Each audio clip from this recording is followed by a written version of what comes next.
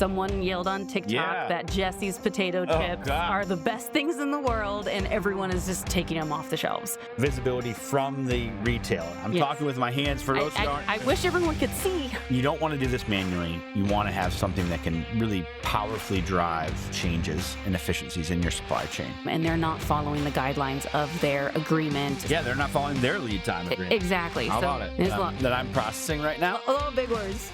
Calling all CPG shippers, truckers, and logistics pros. Welcome to the Truck Yeah Podcast, your ultimate cheat code for smarter shipping, smoother logistics, and dominating the shelf where it matters most. Buckle up. It's time to learn, laugh, and get your freight on. Ladies and gentlemen, welcome back to another edition of the Zipline Logistics Podcast. My name is Jesse Jewett. Joined with me, as always, Teddy Lee Knox. Hello, Teddy. Hello, how are you? Wonderful. We're talking, we got a special episode today. We're diving into cadence tracking. Yes. How about that? What is cadence tracking and why does it matter? Cadence tracking to me it's like a process, like a tool to understand the rhythm of your supply chain. So this allows you to monitor the time between purchase order requests, lead times, but then it also can go a little bit deeper into things like quantities, and then that can go into how things are being ordered the correct way, and that provides a clear window into the health or possibly the strain on your supply chain. So when you're talking about ordering, if I'm a shipper Jesse's potato chips, you're talking about my customer partners' ordering habits, correct? Correct. But it can also be when you're looking at the inbound side. So if you're doing imports or production, repack, it can be a little bit of everything. And that's really where this can be a very big or negative impact. Yeah. Is if you're doing everything as a just-in-time model, and that includes the inbound side, you may not have enough time to do repack projects, which means that you are expediting them. And expediting can sometimes mean more money, more rush fees, things like that. And that can cause some problems for, timelines, but then also your ROI. It's a lot of big words that I'm processing right now. A lot of big words. So how do we measure it? So I like to measure it a couple different ways, and our system Canopy helps a lot with this. So Canopy's been around for a really long time within Zipline. Yeah, about 10 years. Even before it was an actual portal, it was something that we were always doing behind the scenes, which is why it's so cool. It's because it's made by us, for our customers. So everything that we're using it for, it actually works the way that we want it to. We're not having to, change anything or make any hacks. Yeah. And so along with that, we can start with things like lead time. So you're able to see when a shipment was sent to us or sent to the customer. Right. And then the distance between that and the ship date, and then the distance between that and the MABD. That is in, again, the requested, that shipment purchase order was originally requested. So that would be your lead time. So the lead time is not necessarily the date it was requested to the ship date. It can be the date it was requested to the MABD. Gotcha. In CPG, you really have to work backwards from the most important date, which means compliance. Delivery MABD. date. Yes. Okay. So if you are not delivering on that date, you could receive fines. You could receive negative marks, and you can even possibly be put on, have postponements or be kicked out of that retailer if you cause a lot of issues. So you got to work backwards, and then that creates the lead time and how much time that you have to get it there based off of the mode that it needs to be, which is the size of the order. I'm going off script here. Can we use a specific example? So I'm going to give you an MABD date of November 14th. Okay. It's a Columbus, Ohio to Dallas, Texas lane. It's about a 2-day transit. It is a truckload. Okay. So November 14th, 2-day transit. The ship date would be? Depends on how okay. Fair enough. The 12th. Yep. You pick up on the 12th, and it would deliver on the 14th. Okay. Typically, when would we like to, as the carrier partner, when would we like to be, I'm going to call this notified, right? The notify date from the customer, when we have visibility. We prefer to have how much minimum lead time? 10 to 14 days lead time, if possible. If possible.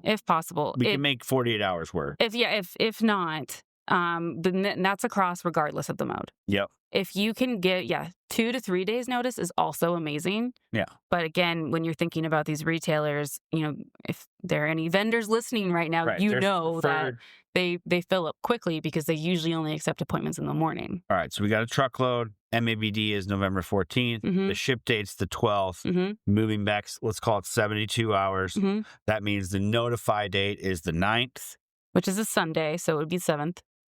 Is it a Sunday? Mhm. Okay. Either way. So now we're talking about lead time for the actual customer. So all of those dates that I just gave, MABD is a delivery date, Correct. theoretic or preferred delivery date, must arrive by date. Mhm. It's going to deliver into that retailer. Ship date's the 12th. Mhm. Again, we are controlling this based on our carrier's preferences. Mhm. The notified date, which is what we receive from the customer, is the 9th in this case. They Mhm. gave us 72 hours notice to set Yep. it up. Now, just for clarification, the lead time or cadence tracking, PO timing. So this is Mhm. when the customer gets visibility from the retailer. I'm Yes. talking with my hands for those who aren't. I wish everyone could see. This is where it gets a little bit confusing because you would think, not confusing, just a little gray area, right? You would think that if they wanted to deliver on the 14th, Mhm. they are, same thing, they're giving as much notice as they possibly can, or we would prefer that they do that, and the customer would prefer that they do that, Yes. but sometimes they don't. Mhm. So that's where it gets tricky. Mhm. Let's say they give 2 weeks. Are we calling this notify time or lead time? Or did I We're calling lose it. you? Let's All go with lead notify time. Let's Okay, go with great. notify time. So the MABD is the 14th. Mhm. That means 2 weeks prior would be, let's call it October 31st. Happy Halloween. Right? Yep.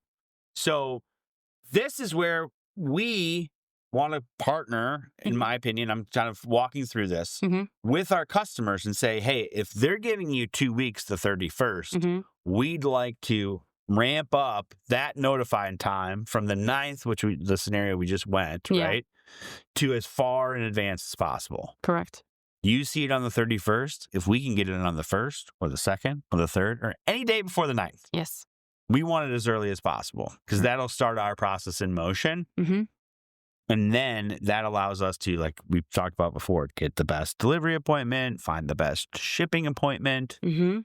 notify if there's any issues Yep. ahead of time. Perhaps we can, I haven't double checked. The 14th is a Friday, so that 2-day transit does work. But let's say the MABD was, it was a 2-day point and it was 1,000 miles and the MABD was on a Tuesday or on a Thursday. Then we Yep. could have a discussion. Hey, we can either move this up, we can move this back. That would be preferential to our carriers. Yes. Ideal scenario, shipping and also scenario. keeps the integrity of your product Right. exactly where it should be. You don't need to have it sitting in a trailer longer than it needs to be. So as we've discussed, macro level, Mm-hmm. we can certainly track all this stuff. But so the big question is, what do those irregular patterns, if we're getting an MAB of the 14th and 1 week we have it, say we have 12 orders, 10 orders, and we get 4 of them on the 9th, 3 of them on the 6th, 2 of them on the 1st. What does that tell us about our customers' supply chain inefficiency? So those are like irregular patterns, right? So What could that wait, potentially what? tell us? All of our So, notifications. we're getting the notify dates are all over the place, or the MABDs are all over the place? The notify dates. The MABD is stable, Yes. but we're getting different notify dates from our customer on when it's ready to ship. Okay. Or yeah, Gotcha. So that can mean a couple different things. And if you as a logistics partner don't know, you need to find out because Gotta that's figure it really out, right? that's really important. So it can be inventory. yeah. We don't have the inventory and releasing the orders the We're not second going that to we let get you the know inventory. that it's ready to go. until we Exactly. confirm. Yeah. It also can mean that the customers or buyers are sending things over when they need them, and they're not following the guidelines of their agreement or of their routing guide that they Yeah, they're not following their lead time agreement. Exactly. How So about it? they're sending things over because if it's needed. But it can also mean that this is a hot product. It's flying off the shelves. Their forecasting wasn't enough. someone yelled on TikTok that Jesse's potato chips are the best things in the world, and everyone is just taking them off the shelves. So that can also be something in there as well, that things are actually selling more and selling faster. Yeah. And that does require some additional attention, because that allows us to, again, go into cadence tracking and give them the information of saying, hey, you told us that this retailer was only ordering twice a month.